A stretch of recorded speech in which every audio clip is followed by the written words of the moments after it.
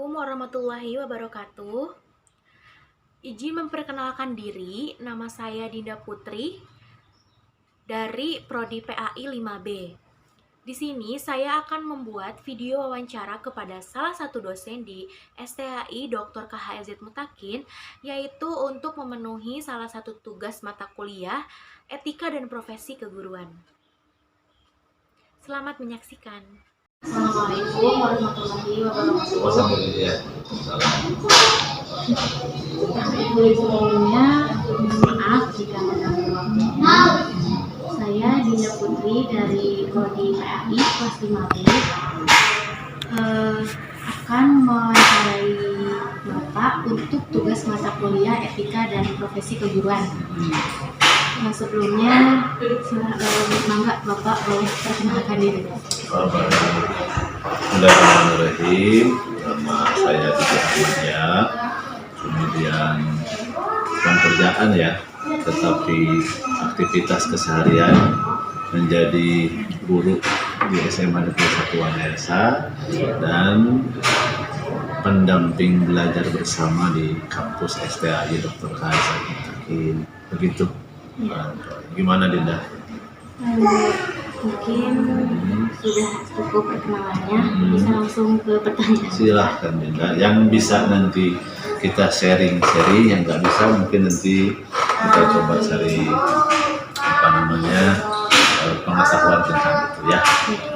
Ini baru bagi pengalaman saja barangkali, bukan yang lain-lain ya, pengalaman belajar saja. Sebelumnya kenapa Bapak memilih menjadi dosen? Dosen atau guru ya? Iya. Sebenarnya awalnya tidak ada terbayang sedikit pun jadi guru. Tetapi kalau berbicara takdir Allah, siapa yang bisa? Jurusan saya dulu juga hukum Islam ketika kuliah itu Aqwalus Syakhsiyah. Tetapi Allah sudah menentukan itu dan sudah saya terima. Karena seperti yang saya ajarkan siswa saya berkaitan dengan qada dan qadar. Jadi ketika kita meyakini qada dan qadar Gusti Allah, yang pertama kita akan melakukan apapun yang bisa kita lakukan untuk mencapai apa yang kita inginkan. Tetapi ketika tidak jadi apa yang kita inginkan, apapun ketentuan Allah kita terima. Dan prinsip saya begini, apa yang Anda sukai usahakan supaya jadi. Ketika tidak jadi apapun Anda sukai itu. Dan ternyata sekarang saya walaupun mungkin belum pantas disebut guru, tetapi saya senang dengan profesi saya sekarang. Sangat menikmati, anggap saja kalau bahasa kalian ngajar atau belajar bersama. Banyak hal positif yang saya lakukan. Begitu barangkali enjoy sekali. Kan pengertian dari etika profesi keguruan itu ketentuan moral atau kesusilaan yang merupakan pedoman bertindak bagi para guru. Nah, bagaimana tanggapan Bapak atas pernyataan tersebut? Sangat setuju. Dinda, Dinda tahu kompetensi guru? Yang 4. 1, kompetensi pedagogi, profesional, sosial, dan kepribadian. Seorang guru itu, kalau menurut saya justru, kalau urusan keprofesionalan, penguasaan terhadap materi ajar dan pedagogik, bagaimana cara mengajar disebut belajar. Tetapi unsur yang sosial dan kepribadian itu, kalau menurut saya yang paling penting. Bahkan kalau saya sih di sekolah saja, saya lebih menekankan bukan kepada hanya transfer of knowledge saja, itu gampang, hanya memindahkan pengetahuan tidak, itu hanya sangat gampang itu. Tetapi bagi saya yang terpenting pendidikan itu adalah bagaimana memberikan contoh yang baik. Saya tidak berani menegur anak yang salah ketika dia misal rambutnya gondrong ketika saya gondrong, nggak berani. Bagaimana mungkin seorang guru dia negur siswanya gondrong padahal dia gondrong. Kemudian ketika siswanya ngomong, Bapak juga gondrong, dia bilang, kamu jadi guru dulu, kamu gini. Menurut saya itu bukan guru. Bapak tidak berani, saya tidak berani negur anak yang bajunya dikeluarkan, jadi saya juga dikeluarkan. bisa tanya di mana saya di SMA Negeri. Saya tidak berani menyuruh anak sholat ketika saya belum sholat. Saya ngajak mereka sholat. Saya tidak berani menyuruh anak mengungut sampah ketika saya tidak sampai mengungut sampah. Menurut saya itu malah yang terpenting dari proses pendidikan. Bagaimana anak itu melihat, karena kalau hanya ngomong ini kan orang semua bisa.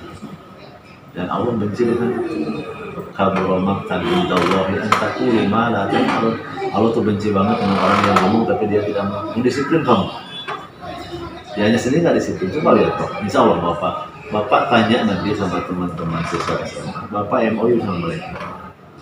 MOU-nya apa? Anda kalau ke lingkungan sekolah pakai motor harus pakai helm. Nggak pakai helm, Bapak akan suruh anak. Sebaliknya, kalau kamu lihat Bapak nggak pakai helm, kamu boleh suruh Bapak. Gitu. Atau Bapak pakai mobil nggak pakai seat, biar tegur sama kamu suruh Bapak pulang. Bapak berani. Siap memegang berat. So kalau kita tulis hitam di atas seperti itu. Tapi nggak termasuk misalkan kalau saya jadi wali kelas, tidak.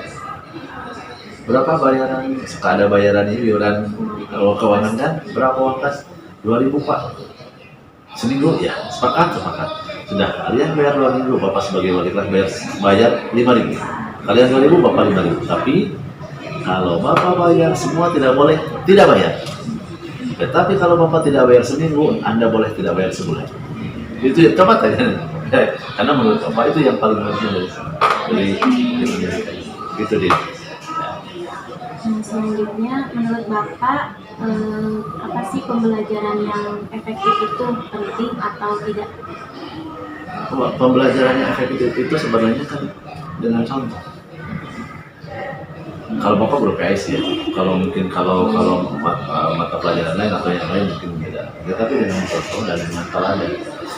Bahasa umum itu lisanul hal absuhu min lisanil maqal. Mengajak dengan perbuatan jauh lebih efektif daripada dengan ucapan saja. Ya, kayak tadi contoh, guru sholat ya, guru dari disiplin kita nggak disiplin, susah. Sampai kapanpun menurut Bapak bukan guru yang begitu. Disiplin ya, ayo baris disiplin, anak-anak disiplin. Kata ibu harus disiplin. Ibunya sendiri datang ke sekolah nggak mau pakai, anaknya lihat, kok ibu nggak pakai helm sih? Itu kan nggak disiplin. Misal di sekolah TK ibu nyuruh kita disiplin, tapi ibu sendiri nggak pakai helm. Nah itu kan coba saja ya. Dan menurut saya itu yang paling penting. Ya. Cara yang paling mudah gitu agar guru bisa melaksanakan pembelajaran efektif. Tentu itu kalau dari sisi etika profesi guru, perencanaan pasti harus. Kita tahu RPP kan ya, ada protak, program tahunan di administrasi pembelajaran, ada prosem, ada promes, program semester, ada RPP, ada silabus sebelumnya ada RPP. Dan itu kan untuk biar kita lebih efektif. Karena gini nanti gimana pun juga, itu kan ada perintah. Tidak boleh ketika seorang guru mengajar itu, dia kemana weh? Anggap saja ini berkaitan dengan materi, karena dia tidak pakai perencanaan, tidak pakai itu. Kemana weh mengajar itu Muhammad yang hamil masuk kayak begitu. Jadi semua ngomong, ternyata sih Bapak kamu mengajar teh. Markuro weh cenah. Markuro weh. Materi aja bukan itu. Nah itu kan nggak nyambung. Harus ada perencanaan yang bagus dan itulah fungsinya administrasi pembelajaran. Begitu efektif. Ingat belajar apalagi di sekolah itu kan dibatasi ruang dan waktu. Kalau kemudian kawasa sudah kita ngayai nanti nggak tercapai. Begitu walaupun sekali lagi bagi Bapak bukan target itu. Yang terpenting itu target bagaimana pembelajaran itu ini akan berubah. Ketika dia berubah, berarti dia belajar. Berubah maksudnya dari yang tidak baik menjadi baik, dari yang sudah baik menjadi baik. Selanjutnya itu kan salah satu untuk menjadi guru itu menjadi guru yang profesional. Menurut Bapak sendiri itu kenapa dan guru profesional menurut Bapak itu yang seperti apa? Tadi kan sedikit di sini kompetensi guru itu profesional. Profesional itu artinya dia menguasai bidang ilmu yang diajarkan. Bagaimana mungkin seorang guru ngajar tapi dia juga tidak paham? Sekarang gini, guru bahasa Inggris tidak bisa bahasa Inggris, ya nggak profesional. Guru PAI nggak bisa ngaji, gimana mau ngajar? Penting banget gitu mah. apa yang dia ajarkan tidak boleh salah. Kalau salah sesat dan menyesatkan nanti. Masa guru matematika tidak bisa hitung? Masa guru kimia tidak tahu yang namanya rumus apa tuh yang alkana yang kayak gitulah ya? Masa nggak tahu? Nah itu kan tidak profesional. Guru PAI kok nggak bisa baca Quran sih? Nah, ini bahaya. Dan itu menurut Bapak sangat bahaya. Akan sesat dan menyesatkan. Guru olahraga ini harus begini loh. Yang namanya roll depan itu begini. Padahal dia nggak tahu. Ya nanti celaka lah. Itu bahaya. Ya, sangat bahaya. Dalam lingkup prodi PAI sendiri ya Pak, apakah pernah ada capaian lulusan dari prodi PAI di STAI yang misalnya gimana gitu lulusan dari sini? Kalau capaian prodi PAI tentu harus sama Pak Prodi, tetapi berdasarkan pengalaman Bapak. Kalau di STAI Bapak sudah dari tahun 2003 berarti berapa tahun ya? 20 tahun ya, 20 tahun mungkin lah, kurang lebih 20 tahun. Bapak merasa bangga dengan STAI. Kenapa? Karena hampir semua sekolah di Purwakarta guru PAI-nya jadi menyelesaikan hal ini. Oke, coba saja datang ke STAI. Bahkan kemarin Bapak ngobrol dengan salah satu alumni yang mengajar di satu sekolah yang siswanya ribuan. Itu setengah-setengah gurunya, 10 orang dari Mutakhir, 10 orang dari UPI. Satu yayasan besar, sekolahnya bagus sekali. Itu gurunya lulusan PAI Mutakhir. Semua. Dan itu bareng dengan UPI.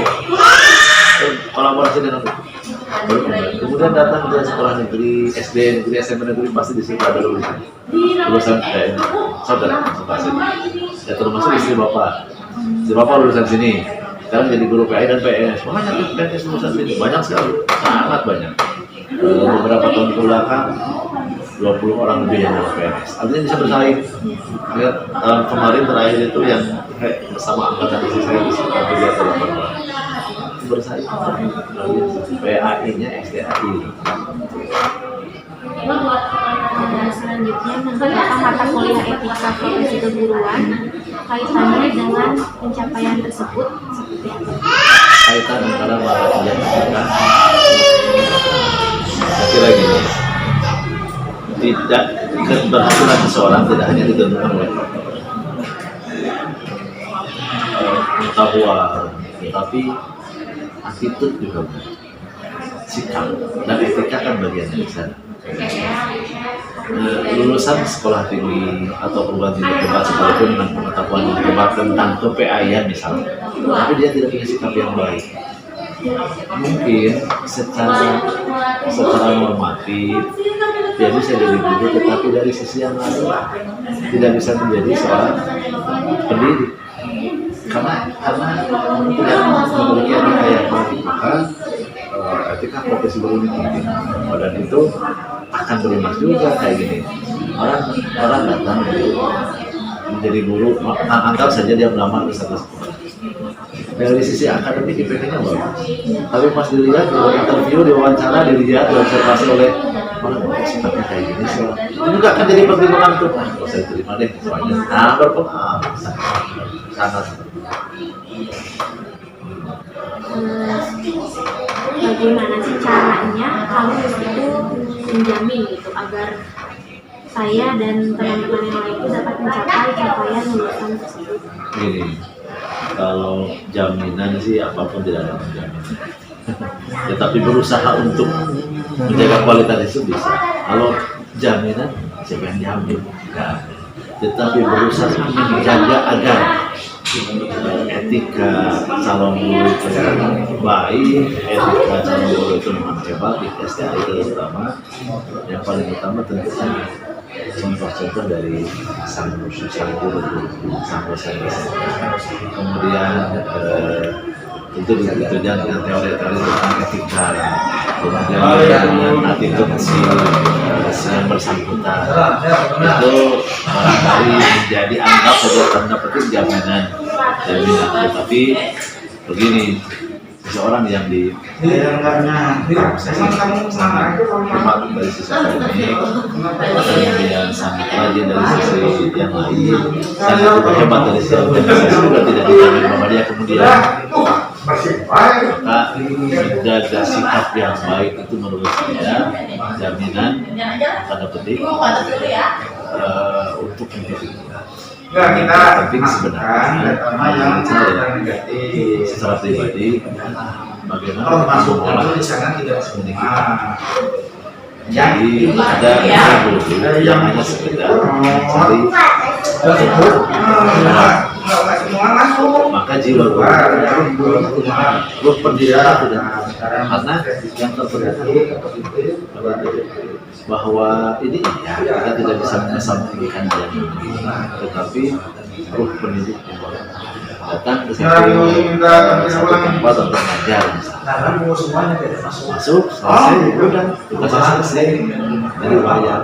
Tetapi bagi yang ruh pendidiknya tatanan dengan kuat kan tidak hanya ini Bisa kalau apa bisa. misal ini kan di STI kok seksi banget sih. Enggak apa-apa kalau ingin tahu secara pribadi. Seperti ini. Enggak, jadi maksudnya Tapi kalau hanya sekedar ini sudah aja bukan urusan saya, bukan silakan semuanya aja. Nah, enggak usah harus punya kalau kasih waktu. nanti kalau mau tahu posisi yang sebenarnya ya bagus lah. Ya tapi Pertanyaannya saya itu saja. Gitu sih ya. Iya sih mas, apa ada aplikasi gitu apa itu kan saya juga saya pakai pilot berat. Ya. Ini pertama tadi. Sekarang Yang tidak justru saya jurusan saya tentu insya Allah mudah menjadi tetapi jadi apapun nanti yang Allah tentukan untuk tidak terima paling tidak jadi guru untuk itu pasti manfaat. Yang kedua yang paling penting ini kuat saya selalu saya sampaikan kepada siapapun yang belajar di sana saya tidak menganggap ngajar tapi belajar apa yang kita lakukan saat ini adalah apa yang akan kita dapatkan dan kita rasakan suatu saat yang akan datang. Itu pasti. ini uang saya buat apa? Iya, benar-benar ingin meraih apa yang ingin diraih dari guru. Yakinlah bahwa Allah Maha Bijaksana. Kemudian yakinlah bahwa saya akan menjadi guru. Dan ketika itu terwujud, maka jangan lupa benar-benar ruhnya kita dapatkan. Benar-benar masuk ke sini, bukan dari sini, bukan dari mana-mana, tapi dari sini. Jadi gurunya itu dari sini, bukan dari sini, bukan dari apalagi dari sini. Guru harus gitu. Guru tidak bisa tergantikan. Jadi terasi bapak sih mudah-mudahan sama teman-teman sukses. Sukses jadi apa? Sukses itu ukurannya bukan banyaknya harta yang kita miliki, bukan jabatan yang kita miliki, tapi hati yang selalu terikat dengan istiqomah. Setelah kita menyukai apa yang Allah tentukan untuk kita. Jadi guru kita nikmati itu. Dan yang penting guru itu insya Allah janji Allah bahwa orang yang berilmu itu derajatnya akan ditinggikan. Yang fa'illahu dzina minkum wa ilma dalam sudah. terima kasih bapak sudah berkenan Ya, mohon maaf kalau tidak sesuai ya. Tapi begitulah. cukup segitu saja. Waalaikumsalam warahmatullahi wabarakatuh. Nah, selanjutnya saya akan menjelaskan mengenai etika dan profesi keguruan terlebih dahulu.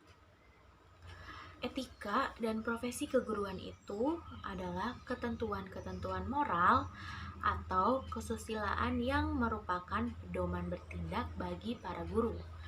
Maksud dari pernyataan tersebut yaitu ketika kita sudah menjadi seorang pendidik ataupun seorang guru, kita tidak hanya harus memiliki pengetahuan saja gitu. Bahkan ada hal yang lebih penting dari sekedar itu gitu, yaitu adab ataupun etika, attitude gitu ya. Itu sama saja artinya. Nah, karena misalnya gini ya, ketika kita akan menjadi seorang pendidik, itu kan guru lah ya istilahnya, digugu dan ditiru, yang dimana kita harus bisa mencontohkan kepada siswa-siswa kita perilaku yang baik gitu, atau berakhlak baik gitu. bagaimana mungkin ketika kita menjadi seorang guru, tapi kita sendiri tidak memiliki attitude yang baik gitu. Bagaimana kita akan mentransfer itu kepada siswa kita, sedangkan kita sendiri pun tidak berusaha untuk memiliki pribadi yang lebih baik ataupun akhlak yang baik seperti itu.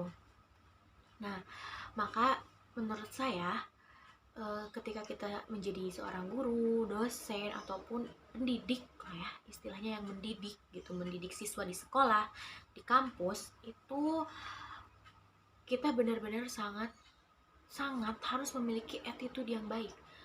Karena seperti yang tadi saya mewawancara Pak Didi, beliau mengatakan ketika beliau tidak berani menegur seorang muridnya ketika dirinya sendiri pun tidak melakukannya. Contohnya sholat. Misal beliau bilang ketika beliau belum sholat, beliau tidak berani menyuruh siswanya untuk hayu sholat gitu. Jadi solusi yang terbaiknya yaitu mengajak untuk sholat berjamaah. Seperti halnya misalnya ketika membawa kendaraan, misalnya motor gitu. Kita nih seorang guru tidak memakai helm, maka kita tidak bisa menegur siswa yang tidak memakai helm karena kita sendiri pun tidak mencontohkan itu. Jadi beliau bilang ketika kita menegur seorang murid atau kayak disiplin, maka diri kita sendiri harus sudah melakukan hal itu. Seperti itu. Nah, terus hikmah yang bisa saya ambil dari wawancara dengan dosen tersebut yaitu banyak sekali hikmah yang saya terima, yang dimana kayak menjadi seorang guru itu bukan hanya terletak dari gaji gitu, atau uang gitu ya, tidak gitu. Jadi kayak ketika kita memutuskan untuk menjadi seorang pendidik atau menjadi seorang guru, maka itu harus sudah tertanam dalam jiwa kita gitu, bahwa kita akan mentransfer ilmu yang sudah kita dapat kepada halayak banyak orang gitu, dan dimana seseorang yang berilmu itu akan ditinggikan derajatnya. Jadi menurut saya kayak profesi menjadi seorang guru itu profesi yang sangat mulia karena dan ketika kita menjadi seorang guru tanpa mempunyai jiwa yang kuat dalam dirinya, menurut saya itu belum berhasil.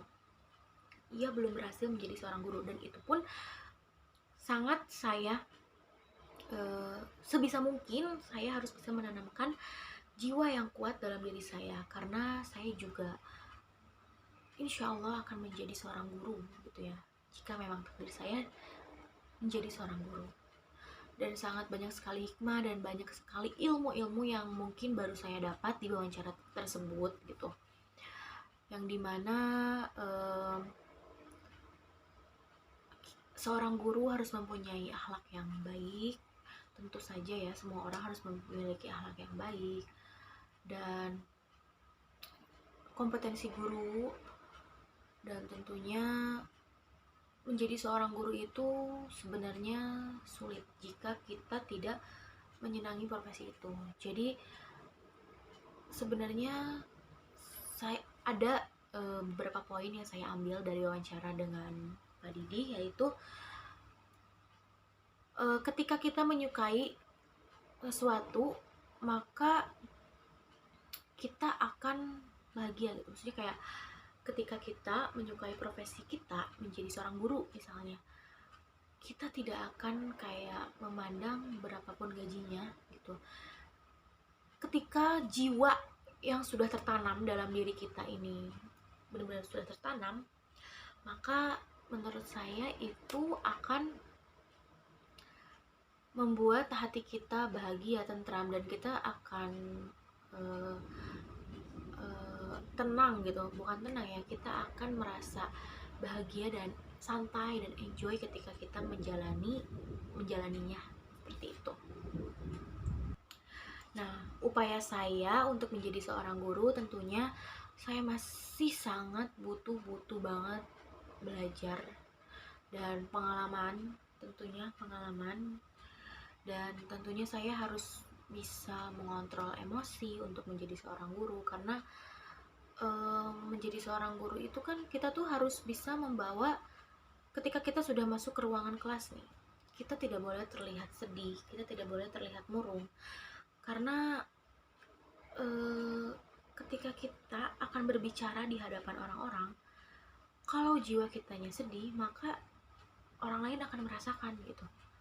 Ketika kita bahagia, ketika kita enjoy dengan profesi kita, maka bisa jadi orang lain pun yang ada dalam ruangan tersebut bisa merasakan gitu, bisa merasakan bahwa oh, belajar itu ternyata menyenangkan seperti itu. Dan tuntutan menjadi guru itu tentunya saya harus bisa memperbaiki akhlak saya, tidak bisa semena-mena, harus tahulah bahwa guru itu digugu dan ditiru oleh para siswanya.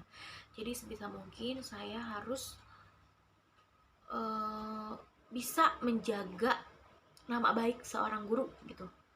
Nama baik seorang guru, saya harus bisa menjaga profesi guru ini agar bisa dihargai oleh semua orang, oleh halayak, bukan hanya dari murid, bahkan dari orang tua, dari masyarakat luar juga. Ketika menjadi guru pun ada yang namanya pembelajaran efektif, yang dimana pembelajaran efektif itu sangat penting ya. Gimana sih caranya untuk mencapai pembelajaran efektif? Yaitu ada istilahnya RPP, nah perencanaan. Nah makanya kenapa setiap guru itu harus mempunyai RPP, karena itu sangat penting. Ketika seorang guru tidak mempunyai RPP, yaitu rencana pembelajaran, itu menurut saya akan kacau ya. Karena ketika kita sudah memiliki RPP, kita sudah tersusun bahwa kita mengajar itu harus seperti ini, seperti itu. Maka ketika seorang guru tidak memiliki RPP, menurut saya itu sangat fatal sekali ya. Karena ini perencanaan ini sangat butuh, sangat dipentingkan bagi seorang guru, karena untuk menjadikan pembelajaran yang efektif ketika nanti kita terjun ke lapangan. Nah, menjadi guru pun itu adalah profesi yang sangat mulia, yang dimana pertama itu kita mendapat derajat yang tinggi ketika kita menjadi seorang guru. Sebagaimana menuntut ilmu, seorang guru atau pengajar juga akan dinaikkan derajatnya. Sebab seorang guru yang baik dan berlandaskan pada nilai pengajaran Islam akan selalu mengajarkan ilmu yang bernilai kebaikan dan bermanfaat sebagaimana cara berdakwah yang baik menurut Islam, sehingga kemudian hasilnya tidak hanya bernilai kebaikan bagi yang menerima, tapi juga berbuah kebaikan bagi yang mengajarkan. Nah, tentunya memiliki ilmu yang bermanfaat. Seorang guru dalam Islam tentunya memiliki kedudukan di mana ia mengerti dan memahami secara detail mengenai bidang pengajaran yang ia ajarkan. Oleh sebab itu, maka seorang guru akan senantiasa memiliki ilmu yang bermanfaat yang akan disebarluaskan kepada para umat. Sehingga bukan gelar ahli yang mereka utamakan, namun lebih kepada dampak sosial bagaimana ilmu yang diajarkan akan dapat merubah pola dan perilaku umat menuju jalan kebaikan. Nah, yang ketiga yaitu menjaga diri. Ilmu yang dimiliki oleh seorang guru merupakan benteng dalam menjaga diri. Dengan memiliki ilmu, tentunya seorang guru akan mampu membedakan antara hal yang baik dan hal yang buruk, sehingga hal ini dapat menjaga diri dan pribadi seseorang untuk membuat kejahatan atau kemaksiatan. Islam memandang bahwa seorang guru memiliki nilai yang penting, bahkan ketika dibandingkan dengan mereka yang harus pergi berjihad ke medan perang. Nah, yang keempat yaitu memperoleh kebaikan yang berlimpah. Ada dalam sebuah hadis yang artinya, demi Allah, jika Allah Subhanahu wa Ta'ala memberi petunjuk kepada satu orang melalui perantaramu, maka hal itu jauh lebih baik daripada kekayaan yang sangat berharga. Dalam hadis tersebut dijelaskan bahwa seorang guru derajatnya lebih baik daripada harta kekayaan yang melimpah. Nah, yang terakhir itu yaitu sama dengan pahala amalan soleh. Memelihara ilmu yang nilainya lebih mulia dan lebih baik dari harta kekayaan tentunya juga memberikan nilai pahala yang berlimpah. Bahkan ilmu yang terpelihara amalan atau nilainya sama dengan pahala atau amalan dari sedekah. Ketika tidak memiliki harta untuk bersedekah, maka menyedekahkan ilmu akan sama nilainya dengan dan pahalanya dengan bersedekah harta ya. Nah, mungkin cukup sekian penjelasan dari saya. Kurang lebihnya mohon dimaafkan karena saya juga masih dalam tahap belajar. Terima kasih sudah mendengarkan video ini. Wabillahi taufiq wal hidayah. Wassalamualaikum warahmatullahi wabarakatuh.